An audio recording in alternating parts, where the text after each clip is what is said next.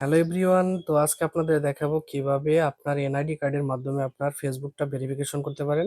তো সর্বপ্রথম যার যার প্রোফাইলে চলে যাবেন। প্রোফাইল থেকে থ্রি ডট অপশন, এই যে উপরে থ্রি ডট অপশন, এই থ্রি ডট অপশন থেকে এই থ্রি ডট অপশন থেকে আপনি চলে যাবেন আপনার নিচে সেটিং অপশন। তো সেটিং অ্যান্ড প্রাইভেসি থেকে চলে যাবেন আপনার সেটিংয়ে। তো সেটিংয়ে আসার পরে দেখবেন প্রথমেই আছে আপনার পার্সোনাল ডিটেলস। তো পার্সোনাল ডিটেলস চলে যাবেন। পার্সোনাল ডিটেলস থেকে তারপর চলে যাবেন আপনি আপনার ইউর ইনফরমেশন অ্যান্ড পারমিশন এই অপশনটাতে। তো ইউর ইনফরমেশন পারমিশনতে ঢোকার পর আপনি একদম নিচের অপশনে চলে আসেন, দেখেন আইডেন্টি কনফার্মেশন। তো এইখান থেকে আপনি আপনার বাংলাদেশ সিলেক্ট করা না থাকলে বাংলাদেশ অবশ্যই সিলেক্ট করে নেবেন।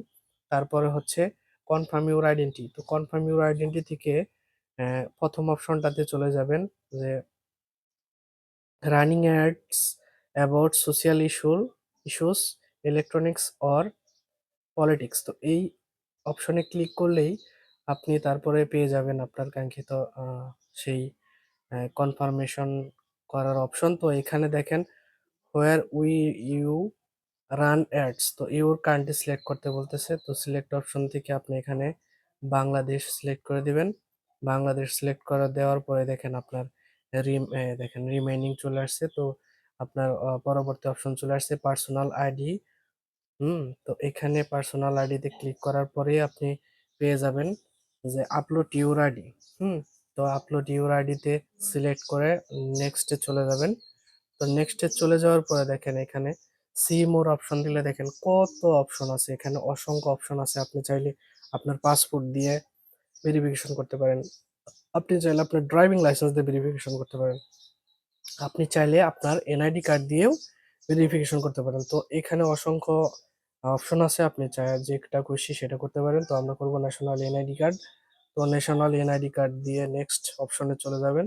তারপর দেখেন এই যে check a photo of your ID. তো আপনি এখানে ফটো তুলে দিতে বলতেছে। তো গেট স্টার্ট দিবেন। স্টার্ট দেওয়ার পরে দেখেন ক্যামেরা অপশন চালু হয়ে গেছে অলরেডি আমার।